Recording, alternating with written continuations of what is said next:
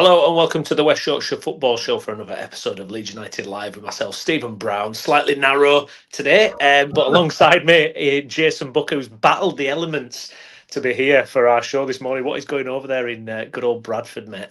Mate, I mean, I live on a mountain. So for anybody that knows Bradford at all, I live in Queensbury, and Queensbury is known for having its own biome, its own kind of weather, its own climate, and it's literally like living in Narnia.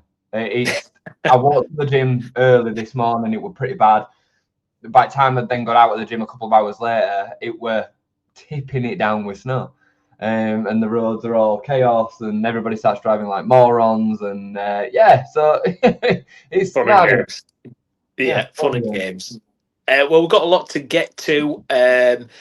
I can't, for some reason, it's not coming up on the Twitter feed, the show, when we go live for some reason. So I've not been able to retweet anything out. So if anybody is out there watching along, if you could like it and get it shared as well, that'd be much appreciated. Lots to discuss. This might be one of the few times we're doing a Leeds United stream, but end up talking about our rivals at some length. A crazy week, Jason. A very, very positive week for Leeds United. Obviously, a couple of great results, beating Forest and then getting a really, really invaluable point away at Chelsea.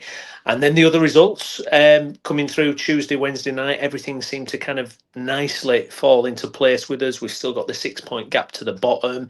And a couple of the teams down there in absolute chaos and freefall. Tottenham obviously parting company with Thomas Frank, and then Nottingham Forest parting company with Dyche. I mean, I was hoping that these teams would kind of go into chaos, and it certainly seems to be that way. I mean, just starting with the Forest one because it's the latest one. I mean, if you look at Dyche's record, I'm not a big fan of Dyche personally, but if you look at his record at Forest, I mean, they only lost 1 in 6 games. He's got the highest points per game of any Premier League Nottingham Forest manager, and yet they've decided to part company with him. It seems absolutely bonkers, but it's par for the course with their owner. Yeah, just as a bit of a disclaimer, Browney's on the phone today, so I'm going to do the comments. I am seeing the comments, and I'm going to bring them up in between. So thank you very much for them. Got some early in, so thank you. Brownie, you're spot on. I mean, we said at the beginning of the season we need a little bit of disarray from someone, maybe even 1 or 2 teams, and it's just so happened as it's kind of gone about this season that we've had disarray from 3 or 4. You could put Palace in there. You could put Forest in there. You certainly can put West Ham in there. You can put Wolves in there. You could even put Burnley in there to a certain degree. The expectation for Burnley would have been minimal, but the recruitment in the summer, Scott Parker throwing in the white flag and all the rest of it, there's still a bit of disarray there. So we've certainly got the breeding ground for what feels like a potential successful season for us.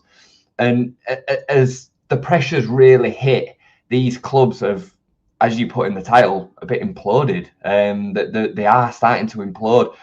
Forest, it's to be expected. They're now going to be on their 4th manager. Nuno and Dyche. And I mean, since Dyche took over, they were comfortably, I think, mid-table, 12th, something like that. I think they've won 10 games in all comps. The 10 games, 10 wins, 10 losses, I think it was, overall comps. In the last 6, I've lost 1 game. That was to Leeds United at Ellen Road under the lights. Yeah, it's not great getting a point at home to Wolves. I get it. I feel it. But the last home game before that, they battled back with 10 men, to keep a 1-1 draw against Palace. So I just don't get it. I don't get it. Marinakis is mental for me. And whatever direction they're going now, any potential good, quote-unquote, manager is going to see that as career suicide.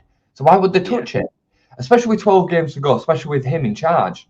Why would they touch it? So, the fact that it's Victor Pereira looks like he's the favourite for the job, the man that took Wolves to 0-10, I think it was, before he was sacked.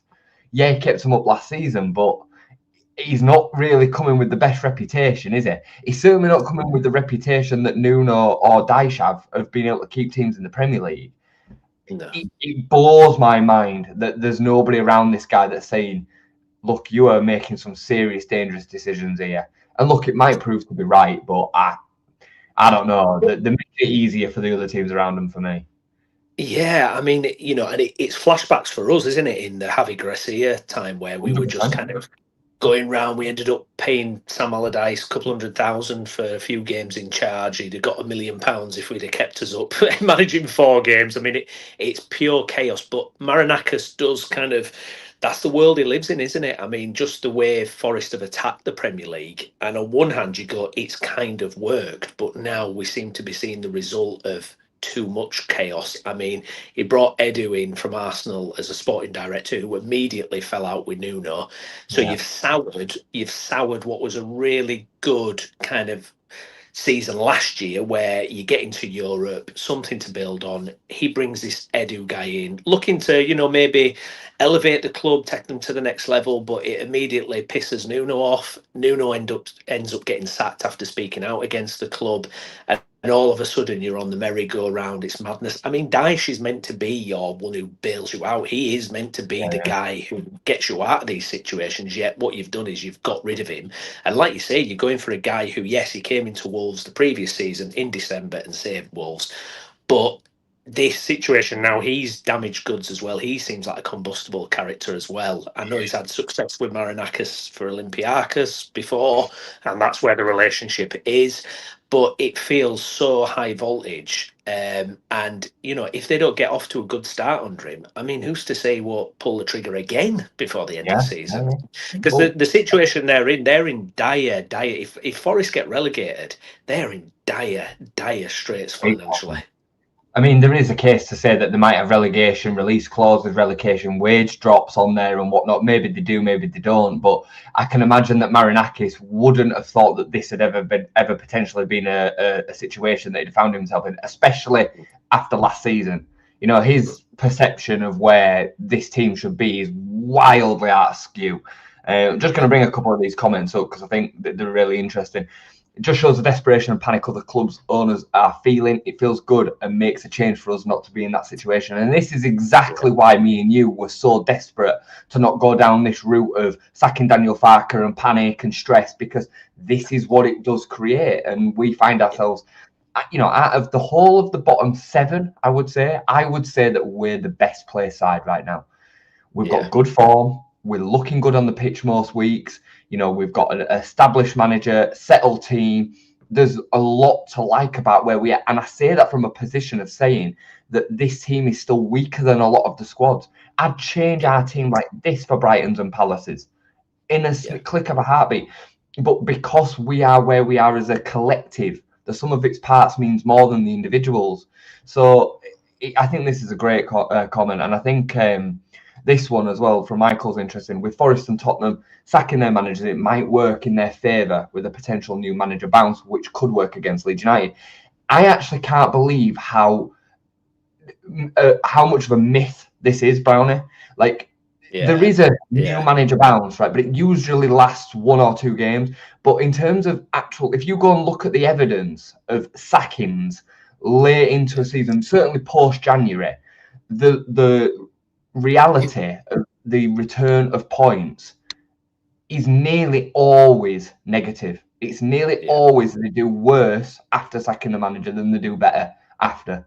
So 100%. I don't see it. And again, I think it depends on the level. It depends on where you're at. And I'm not saying that there isn't wild examples. You will be able to tell me of X manager that saved this team from relegation when he took over. But most of the time, it goes the other way. Yeah, 100%, absolutely. I mean, we saw it with, I remember Leicester when they went down with us, and because we kind of kept Marsh too long. There was that opportunity during the World Cup break where we could have got rid of him. We hung on to him, and obviously it didn't work in the end. Then you've got Leicester as well, who probably hung on to Rodgers too long that season. They changed to Dean Smith towards the end, didn't work. We changed 3 or 4 times, didn't work. You're absolutely right. I think it is a bit of a myth that changing manager, especially Southampton, absolutely. Southampton changed manager after about 10-15 games and then changed again. They had Europe for a period of time, didn't they? And then I think they finished with like an interim before they then got Russell Martin back in the Championship. This is a tale as old as time. You go back through relegation after relegation, you go and have a look at the teams. and the amount of them that changed the managers and went down anyway. You know, Leicester are a great example. They sacked Dean Smith when they were outside the relegation zone, and then brought in Van Nistelrooy and ended up even worse. Yeah. You know what I mean? So I promise you, it's a myth. I absolutely promise you. Like I said, for every case, there'll be an example of a scenario where it went right, but most of the time, it goes wrong. It does. Yeah, absolutely. I remember the feeling. Excuse me. I remember the feeling when, especially by the time we were looking at, excuse me, the Allardyce when we got Allardyce in, and it was so chaotic. And it's like, how is this guy meant to come in and impress anything on the team at this stage? Because I mean, if you look at Forest, they've had wildly different types of managers. You've got Nuno, who's like counter-attacking expert. You've got Postecoglou, where it's like all-out attack. Then you switch to Dyche, who's the total opposite of that, complete defensive mindset. Now you're going to Vita Pereira, who, you know, it's quite chaotic itself. And you know, when he was there at Wolves, obviously he had Cunha. I know Forest have got some very good players, but you know, Cunha was red hot at that time, which helped. You had Strand Larsen, obviously red hot last season. You know, so it's going to be really interesting to see, because, like I say, if they get off to a bad start, I could see them changing again. Yeah, I don't think we won a game under Big Sam, did we? We lost No, I away. think we got a draw. We drew at home to Newcastle. Newcastle, didn't we? And then we lost at home to Spurs. Spurs. I Yeah. want to say. Yeah. I think. I can't remember if it were any more than 3 games. I can't remember if it were 4 games. But It just, yeah, I think it was just those, wasn't it? Yeah, and yeah, we yeah, I one mean, point. it were mental, wasn't it? And I mean, you know, there definitely is a case that there might be situations where they are too late. Jesse Marsh is a good example of that. But by the time we came to sacking Jesse Marsh, with hindsight, obviously, I'd have rather have us kept him than had a go with Gracia and had a go with Allardyce. I think we'd have stood a better chance staying up with Jesse Marsh in charge than them 2 changes. I genuinely think. I totally agree, because I remember as well the performances. I know people take the mick out of Jesse for saying, you know, the underlying numbers, etc. But we had some of our better games. I remember the first half against Forest, his last game, we absolutely battered Forest and were unlucky not to win in there. We'd lost to Villa when we should have got something from there. It was like you could almost see things had maybe clicked a little bit more, but we weren't getting the points or the results, so we went for a change. But I agree, I think we would have stood a better chance of keeping Marsh that season than making the choice. But it's almost one of those things where it must get to a point, Jay, where we know how fans work and everything, that pressure of you seeing these results, and people think, oh, the answer is somewhere out there. And we had it with Farke this season, didn't we, where it was like, you know, that particular run and leading right up until, you know, the Chelsea game, really, it was like another defeat here. We could make that twist. And you really are just in no man's land then, because, you know, trying to get a new manager in at that time, new styles of play, it's just where you don't want to be. You know, you really don't want to be there. I do think it depends on the circumstance. Like, it's funny because I've thought about it a lot this week with Spurs. I actually think it makes a lot of sense. I understand why they've made that call, because they've got so much talent, really, on paper.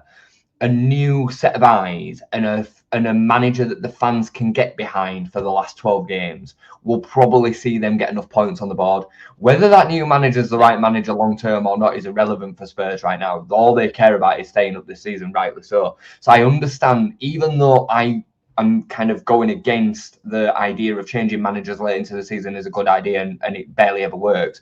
I think in Spurs' circumstance, I think it probably makes a lot of sense, because it had got too toxic there. At Forest, there's managers ringing up TalkSport saying, fans ringing up TalkSport saying, oh, Dyche is the worst manager ever, we need to get him sacked. But the underlying numbers, the reality of what he's done while he's there, and not backing up what you're saying, and fans get over emotional. They do. It's just the reality. All clubs, not just Leeds United. Well, I think with Forest as well, I think a bit of Marinakis's kind of mindset has seeped into the fan base and the players. I read an Athletic article where the players were saying they were, you know, having chats behind Dyche's back, and Marinakis is talking to the players and they want to change. They don't like Dyche's style. And you're thinking, hang on, if you really got behind Dyche ball, you will probably stay up. You probably stay up and you'll be fine. But I think that mentality, this right, we're explosive, we're chaotic, we change things, drop of a hat. I think it's seeped into their entire culture. Yeah, no, I agree. Moved right last second. Skips put if the players don't buy into the new manager's tactics and ethos, makes no difference who you're getting. Player power is real, and this is so true. The managers that are now right at the top of their game, and I'm talking Pep, Klopp, and whatnot. They are so capable of managing massive egos, players that are on 200, 300, 400,000 pound a week. They will do whatever they want to do to be able to get players like, and Erling Haaland's probably a bad example because he's just got a dog about him as well. But when you're talking about Phil Foden, Bernardo Silva, Reinders coming in, all the wonderful superstars that they've got, Doku, Semenyo going there. He's capable because he gets so much stick because people say, oh, he can only do it with the best players. To be able to get the best players, the players that are paid them amount of money with everything at their fingertips, to be able to do an instructional kind of game plan, which is high press, by the way, and needs 100%, 110% every week, needs so much work rate. That's not easy. It's not as easy as just go out there and play football. I promise you, it's not. So this is why these managers are right at the top. But Skip's spot on when it comes to then the situations down at the bottom. These players are already on the floor. Most of them don't really want to kind of be in this situation, especially for Forest and Spurs. They won't have expected to be anywhere near this situation. And then they're finding themselves having to really gear up against teams that are coming, thinking that they can beat them every week. Spurs at home, they're not even a threat to most teams. Teams are going there fully expecting to be able to get something. So it's tough. It's really tough for a new manager going in there. Yeah, the Spurs one is fascinating because you're right. It's a totally different kind of circumstance to the Forest one, where they've got Thomas Frank in, who was supposed to be the guy who had a plan for every game. He wasn't like Postecoglou, where it was just all out every game. It was supposed to be someone who can adapt, but it's just not worked at all. And it's got to a point where I think they showed. I've seen a few clips of fans in the stadium at the end of the game the other night, and it's so bad, the atmosphere, that you're right. I don't think you can let that continue. What I would say about Spurs is, I think now that Daniel Levy isn't there, there just seems a complete lack of plan, because it's almost been strange how much rope they've given Frank, considering it's been bad for a while. And I think as a club, they really don't have a clue. I don't think they really know what direction to go in. And you just look at how they've swung from types of manager. It just absolutely screams, we don't really know what we're doing. And a perfect kind of the opposite end of the scale of this, and there's a you popped it in the group chat the other day. Brilliant video by a Brentford fan talking about Brentford model and how the manager is just a cog in a machine. It's not, this kind of powerful, all consuming, he does everything at the club. It's every single manager Brentford have taken on in this successful period they've had. They've got either very little or no management experience. It's like Keith Andrews, right? Who can we hire as manager? Oh, set piece coach. Yeah, you'll do. And it's like they get the manager in, and because the recruitment's so tight and just the way they operate is just so spot on, it's almost like plug and play, right? Next guy in, you coach the players. We're going to give you these tools. We've lost this player, that player, this player, but it's okay because that guy we bought 18 months ago, he's developed now and he's probably going to be amazing. And that happens every time, it seems. And it's probably true. Keith Andrews will probably, if he has a really good season this year, and let's say he does well next season, he'll probably get an opportunity somewhere at a bigger club and then completely die on his ass. I mean, we all thought Thomas Frank was, a real hot manager. And now you're looking at it going, he's not being able to command any respect in the Spurs dressing room. You've seen Mickey van der Ven and Spence, how they treat him on the pitch when they just completely blanked him. He's not being able to get the fans on side. And suddenly you're looking at that Brentford model going, that seems to be more the club and how they operate rather than the man in the dugout. And it's just fascinating to watch, because then you've got teams like Tottenham who, oh, he's done well, right, get him.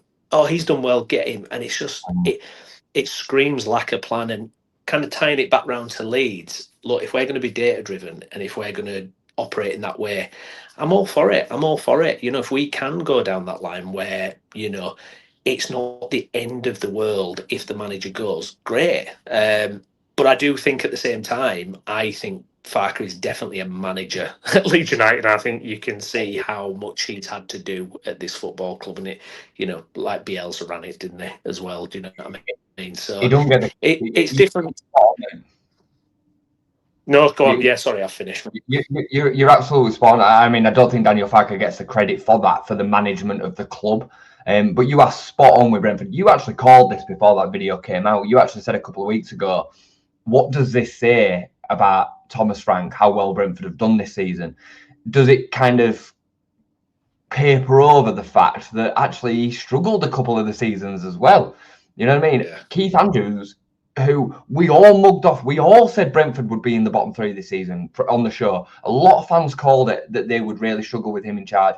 And you're right, like, he's clearly a decent man manager, but how much does he actually do in terms of team setup?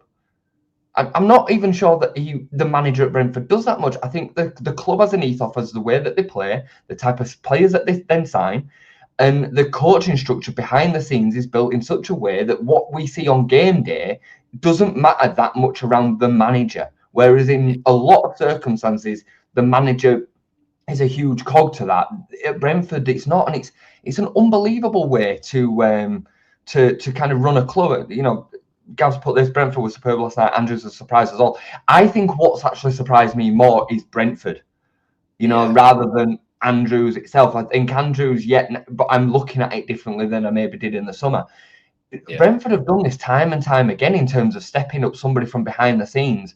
Uwe Rosler went there with basically next to no experience, who we then later on had, and he did next to nothing.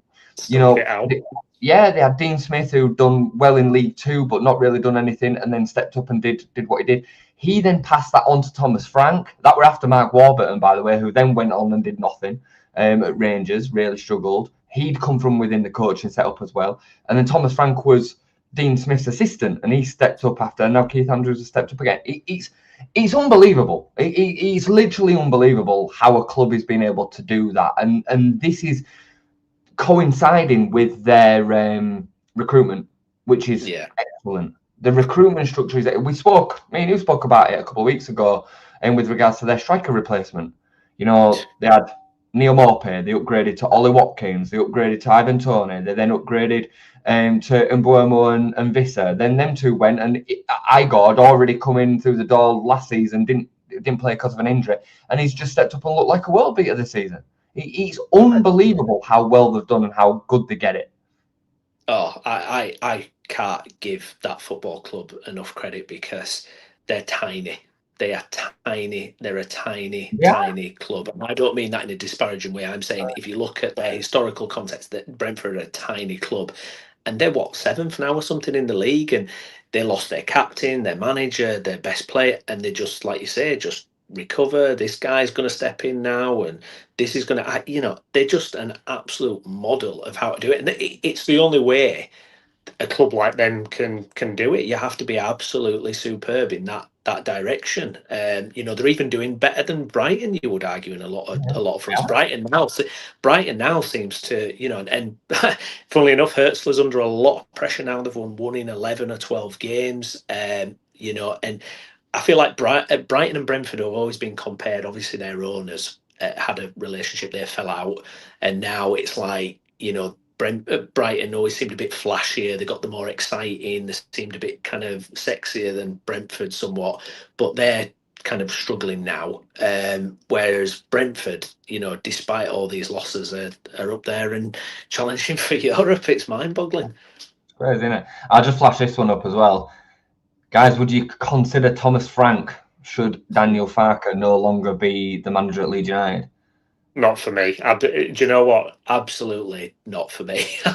I know it might be recency bias, but I'm just, not for me. I personally, I think, if we if we stay outside the relegation zone, if we're still in the Premier League, I think Farker continues for me. I'm not looking at making a change there because we might have to perform like this for 2 or 3 years to get properly established. I'm coming around to the idea now that, and I think a lot of fans are going to have to realise there isn't going to be a magic PSR wand in the summer that lets us spend 150 million on some exciting, brilliant players. I think it's going to be digging again next season, grinding points, not being as technically gifted. Hopefully, the teams that get promoted are rubbish, so we're kind of given a lift up immediately. But I think the spirit Farke's created in this group, I think we'd be foolish to flush that down the toilet and think go for something shinier. So for me, I wouldn't be looking at Frank. I agree with you. I think the safety was one thing this season. The way that we did it was another.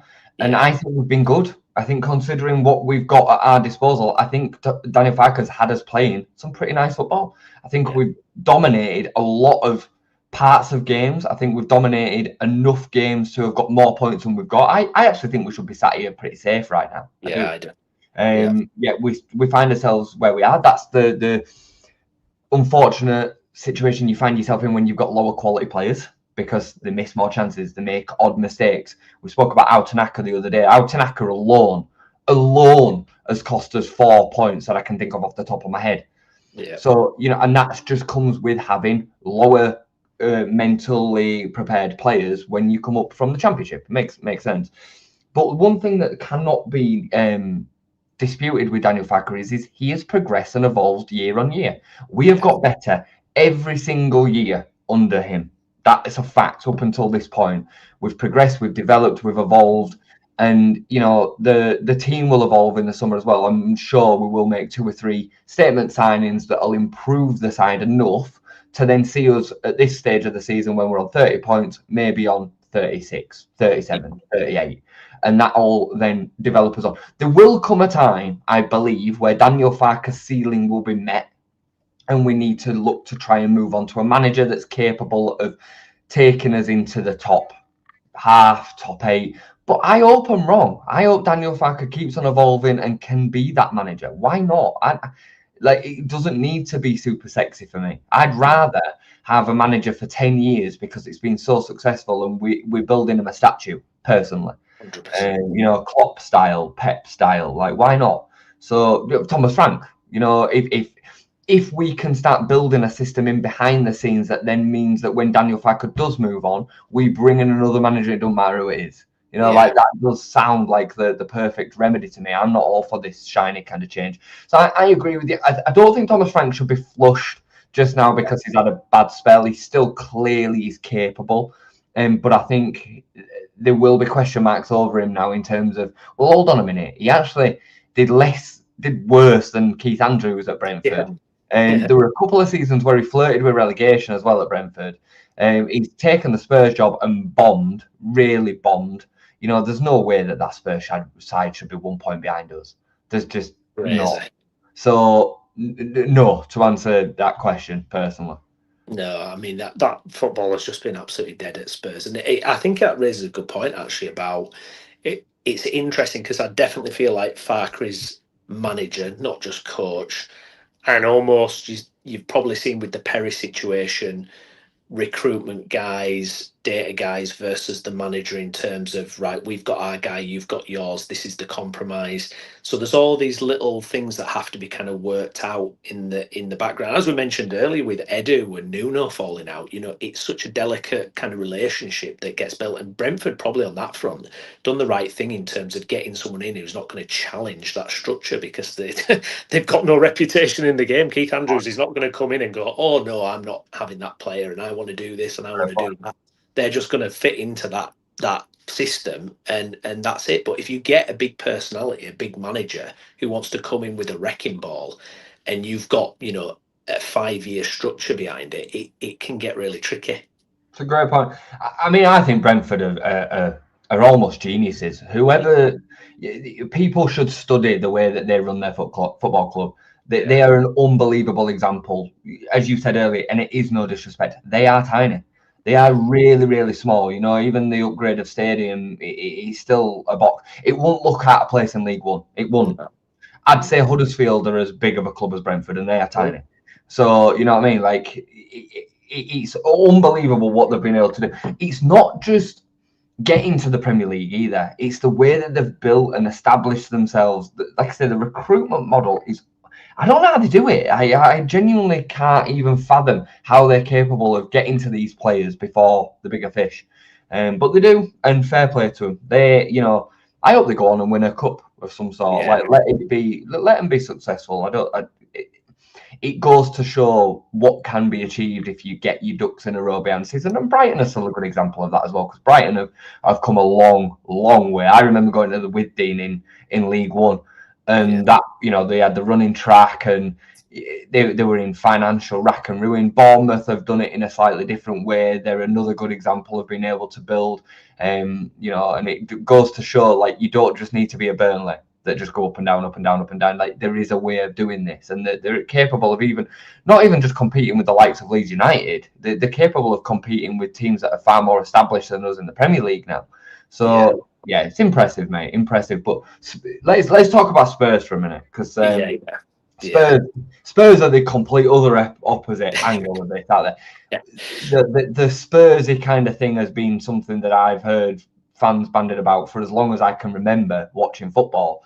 The 2000 Spurs were Spursy, you know, and they've had some unbelievable sides there. They've had some sides that probably should have won the Premier League or been in and around winning the Premier League. The year that Leicester won the Premier League, Tottenham ended up finishing third in a one-horse race. I'm pretty sure they ended up finishing third that season. They might have finished second, I can't remember, but they should have won the league that year, and they still bottled it. Champions League final didn't even turn up. You know what I mean? They literally didn't even turn up that day.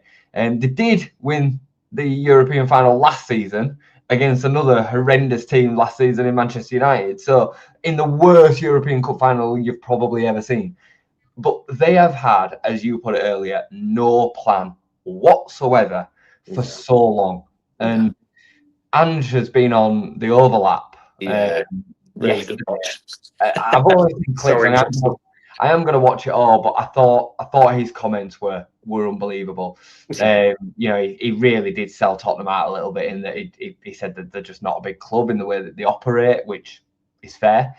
Last summer they signed Dom Solanke and 3 youngsters, and they're wanting us to improve on fifth. Like, what are they wanting us to do? It's fair. You know, they signed Bergvall and Archie, and I can't think off the top of my head who the other one was that he's referring to, but he makes a great point. I think on paper, I don't think they're very good. I think that's a big thing. Like, I've spoken about this a few times, and I think Manchester United were applicable for this last season. You see the Manchester United shirt, and there's almost this expectancy that regardless of the players that are in them shirts, they're worth 40, 50 points over a season. It don't work like that. No. You still need to have the players on the pitch.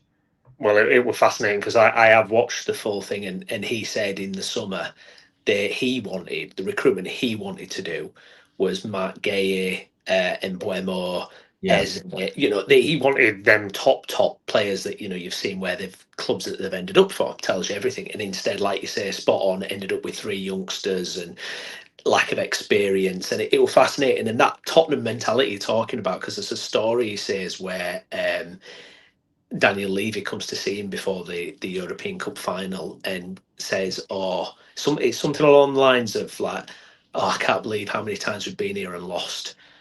And it was like this attitude of like, we just get to these things, we just lose. You know what I mean? I mean, this is a club, don't forget, that sacked Jose Mourinho. What was it, a week before the final? Yeah, well, like 3 days, and then put Ryan Mason in charge for it. Unbelievable. I mean, a cup expert who's won God knows how many trophies and cup finals, and you sack him before. I mean, it's just it. I mean, you know, you look at Leeds' history, and you know, we talk about Leeds and our appalling Wembley and cup final history. We know all about that. But I mean, one thing that I think with Spurs as well that they've really, I mean, it's tragic in a way, is you've had probably England's greatest striker ever, someone who is. His goal scoring record and his general play is unbelievable. You've had him for his peak years, and you just thought that was enough to carry you. Oh, it's all right. Kane's there, Son's there. They were covered, and yes, they did cover it. Basically, you know, it was like mid-table, a couple of European finishers. But if you'd have built around that, if they'd have really backed that and built around Harry Kane, God, they could have gone to the next level. You've had like a generational player in your team and you've squandered it. I mean, it's just, if I were a Spurs fan, I would be absolutely like just tearing my hair out. No, you're spot on, mate. I mean, they've had other direct generational talents as well. Luka Modric, Gareth Bale. I mean, my word, they've had some unbelievable players too. And they've had others as well that, you know, will have complemented that really, really well. They've had some top players of Spurs. And for whatever reason, just one way or another, the way that the club is structured, they just can't get about it. Even in the summer, you know, they had Eze boxed off. And for him to get in a backing car and go across London and sign for Arsenal, that is so Mickey Mouse. Yeah, it's unreal. Like, you're not telling me if you don't get your act together early in that window, and if you want a player like Eze, you can't mess around. You go and make it happen. And they'd have had him. And he would have considerably made them better this season, like levels and levels and levels better. So he had Morgan Gibbs lined up as well, didn't you remember that? That was I think Fabrizio gave it the here we go and then fell to parts. I think that had more to do with the weirdness of Forest. Yeah. You know, I mean, we've seen the interview of Morgan Gibbs like Have you seen it? Where he feels like Marek is next to him and he's like, I love this club. And, he can't even crack a smile. He's that upset. It was hilarious. I've just seen Michael's coming here, top of the current holders of the Europa League. Yeah, no, I get that, but it don't matter for anything, does it? Really, right now? And is it fair to say that's a bit of a flash in the pan? I think it is fair to say that. And bear in mind, they finished 17th last season, right? Do you know what? I was super critical of Postecoglou. Like, I really just thought and what happened at Forest. But when you heard how he was talking about what the vibe was like at Spurs and how difficult it was in terms of that mentality, and he kind of was saying how he G'd them up to get over the line in that Europa League final. You think, there is something. He's probably right in a way. Do you know? He is right in a way about that club and that setup. And you're absolutely right. If you go out and you kill these transfer deals, that's what the best clubs do. That's what it's like Liverpool. I mean, just relentless with Isaac. Now you can argue whether it's the right or the wrong transfer, but they get it done. Yeah. That's what these clubs do. They get it done. They don't dither. It's in the City, isn't it? I were pretty critical. City are brilliant for it. I were pretty critical of them paying 20 million for a player that's out of contract in 4 or 5 months. But they want Matt Gay. They go get Matt Gay. It's as simple as that. Like, and I know that money, talks them up. But Spurs are not short. We're talking about a team that's. It's a little bit different when Leeds can't compete with Palace for Strand Larsen. That's different. Because the players Spurs are considered. They consider themselves anyway a big club. They consider themselves to be one of the teams that are competing for Champions League. Maybe not the title, but certainly Champions League. They're nowhere near it in terms of the way that they operate. I just want to bring this comment up because I'm guessing that this is a West Ham fan. So thank you so much for joining in. I have to thank Marinakis for Nuno. I now think we have a fighting chance of staying up along with yourselves, hopefully, ? I personally, it's funny because there were a few, probably a month ago, there were a lot of West Ham fans calling for Nuno's head, and they were finding themselves in a very similar situation to what's happened with Dyche at Forest. But we all said we were shocked that Nuno didn't seem to be getting it right. He's now got 4 wins in 5, I think, in and around where he is, or 3 wins in 5 with a couple of draws, maybe something like that. Personally, Donna, I'm going to call you Donna. I still think that West Ham are going to be really in it. I think you've beaten a really bad Spurs side. I think you've beaten a distinctly average Sunderland side that are massively out of position. As a comment said earlier on, I think it was Gav, I think they've lost 4 in 7 or something like that. Yeah. They're 6 points in front of us, and Sunderland should be at least 6 points worse off than where they are. So they should be in it. You beat Burnley, who had an absolute dogger. I'd argue that they're worse than Wolves right now. I know they beat Palace the other day, and we'll maybe just we're running out of time, but maybe we'll talk about that briefly as well. And then I think the best result that you got in the whole of these results, lost to Chelsea and then drew with Manchester United. I think the best result that you got in all of that was the draw against Manchester United, because going into the game against Manchester United, they'd won 4 in a row. Tails are up after the Carrick appointment, and you were very close to winning that game. But it must have been a hammer blow, sorry for the pun, to have taken that quite late on in that game, because, to lose 2 points on a day where we've drawn against Chelsea from 2 down and There's other results that have kind of gone against you. It's an interesting one, but they've given themselves a fighting chance of West Ham. You cannot argue that. And after Leeds, I would argue that the team that you would want to be the most in terms of form and the way that things feel is West Ham.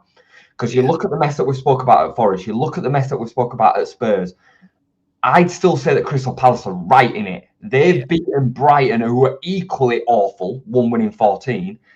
But, so Palace are right in it on 32 points. Burnley are still dead and buried for me. Who else is in there? I think I've mentioned everybody, Anna. Palace, Brighton. Palace, Brighton, us, Forest, West Ham, and Spurs. Yeah. So after Leeds, I would say West Ham have the most momentum, which is maybe what you want with 12 games to go.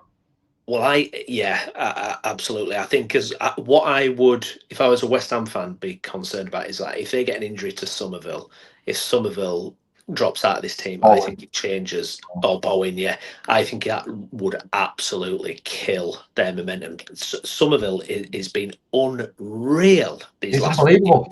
Since January, he seems to have turned it round because there were a lot of fans calling for Cree to be out of the team.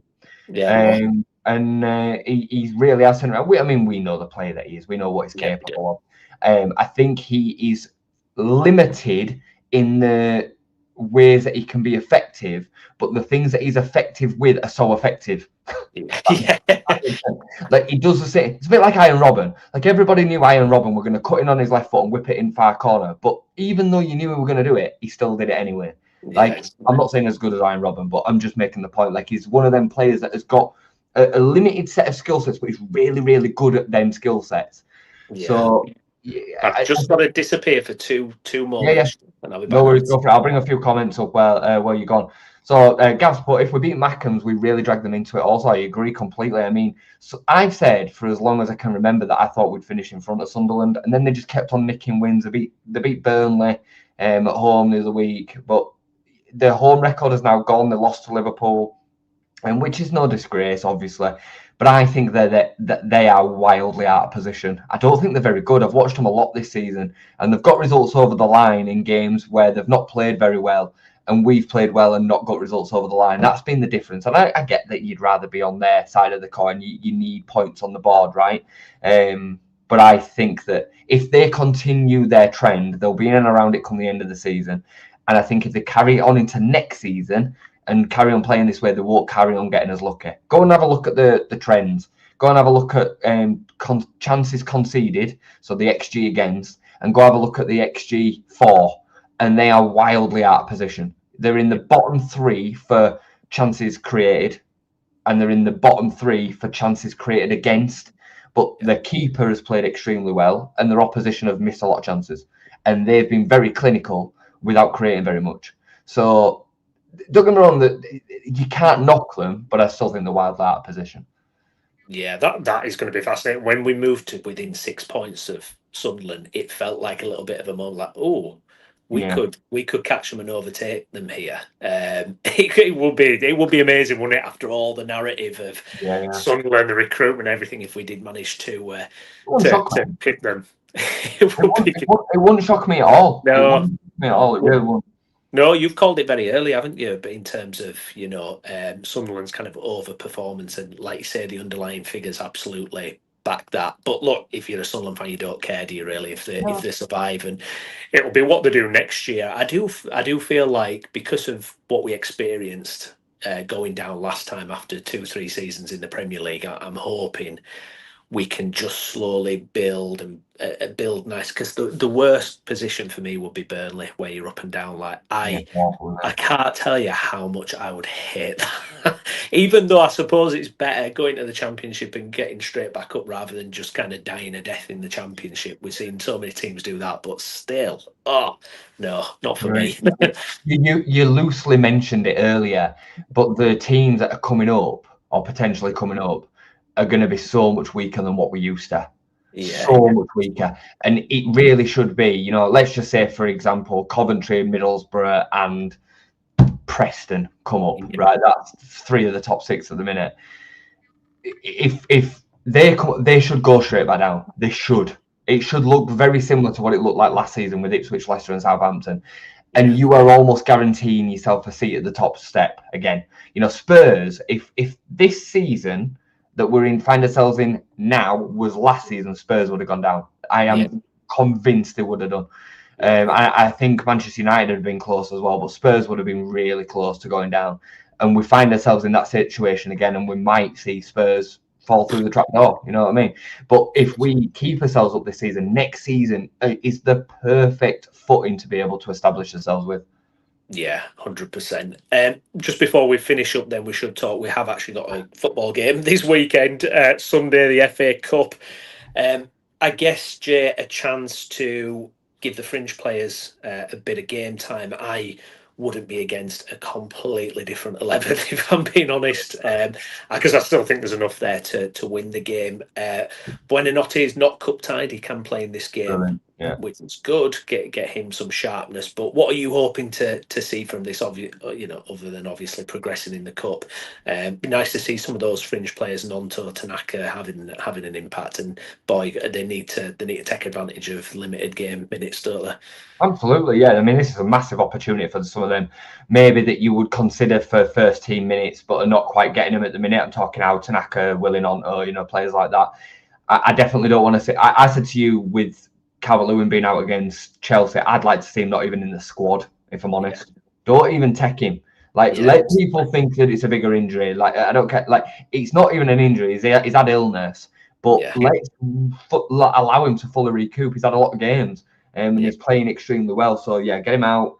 Metcher up there. I'd play Okafor because I think Okafor's had in and out moments. I'd play Nonto. You maybe drop Okafor and play James because James has come back and he's looked sharp. Tanaka, I would start Longstaff. I know he'll start Ampadu. So I'm not even going to say drop Ampadu, but he will play Ampadu. And Ampadu's never looks like he's struggling in games, to be honest. The big one that I would, apart from Calvert-Lewin, get out of the team is Gabby Goodmanson, 100%. Gabby needs to come out and allow himself to fully rest after coming back from injury. He was much better against Chelsea and Forest than he was the game before that. So Byron might even come in. I don't really care, to be honest. I won't be against Biol playing because he's had a couple of games out. Again, just get that match sharpness. Bornau, Pascal nowhere near the team if he's still recovering from a knock. I don't know how long he's expected to be out for. I'd probably rest Joe Rodon as well. Probably play 4-2-3-1 and play two at the back, Bornau and be all something like that. And maybe play Bogle because Bogle's had a little bit of being in and out of the team as well. You still want an imprint of your first 11 within it. Yeah. And I would 100% start Lucas Perry in net. Yes. I know that Darlow played well against Forest. I thought it was very good and he deserves his props. I would have dropped him for that game before the game, 100%. Don't think he did anything particularly wrong against Chelsea. Not that he could have done anything more with the chances or anything like that, but I'd still start Perry. You want to start trying to reintegrate who you see as your best keeper. And Lucas Perry is still our best keeper. I believe that. So yeah, it's going to be a fascinating one actually with the keeper situation, isn't it? Now, if Perry gets a chance, hopefully he can grab it, and you never know, he might be able to pinch it off Darlow in terms of the league games there as well. So it'll be fascinating to see. Yeah, hopefully. Going to be interesting. Hopefully, it's nice to watch us in the FA Cup actually because it just don't feel that pressure, does it? Like it does in the Premier League. You can just kind of sit back and enjoy it. I won't actually get to watch the game, unfortunately, this weekend, so we might not have any kind of review. I'm not sure unless Jay wants to kind of. If you do see it, I don't know if you want to pop on and do a bit or whatever. But are you capable of coming on at all? Or? Yes, I might be able to come on. It might not be immediately after the game, but we'll be able to do something later. Let's do it later on Sunday, and then I'm going to be watching it. I'm looking for, like I say, like you say, I'm looking forward to it. If I'm honest, I still want to see us progress. I really want to see us progress. Like I'm not of the mindset where like, oh, it's only the cut balls to it. But if we lose, I'll get over it very, very quickly as well. But I would like to see us progress, and it gives us a nice distraction. You know, we're at the top table with better players for a reason, and that's to be competitive in the FA Cup and the League Cup, and hopefully flirt with European football in the next 2 or 3 years, and all that kind of stuff. once you get to the fifth round, the quarterfinal, you start dreaming, don't you? You start thinking we could get. And once you're in the final, like Palace last season, you can win it. Yeah. Oh, can you imagine just to get there and just experience that? I mean, it's almost, it gets to a point being a football fan sometimes when you followed your team and you've not, had a sniff of a trophy. It almost feels like it's completely off limits and it'll never happen. But imagine if it did. Imagine if, and like you say, with the squad depth, I mean, we're still miles ahead of Birmingham, even with us reserve 11 on. It's crazy. Yeah, absolutely, mate. And it's a great opportunity for some of them to stake a claim. Yeah. I especially looking at them two names I mentioned earlier, Outanacker and Willing Onto, they have to start performing better than what they are. I'm not buying into this. They've not got game time, so they can't perform. No, nobody gave that grace to Ilya Gruev. No, exactly. Yeah, exactly. Ilya Gruev just came in out of the cold and performed, and people were just ready to shoot him down no matter what. It's all down to whether the face fits. Nobody gave that grace to Noah Okafor either. Maybe even me and you included. Yeah. We were just expecting him to be ready off the go. So yeah, I think we've got to expect them to play well. Simple as that. Bang on. Right, we're going to go. Thank you very much for everyone who joined us this morning. Really appreciate that. Get your comments in, like the video, get subscribed to the channel. Myself and Jay will be back soon. I've been Stephen Brown with me, Jason Booker. Jason, thank you, mate. Thank you, guys, and thank you for your comments. Yeah, enjoy the rest of your Friday. Thank you. Bye-bye.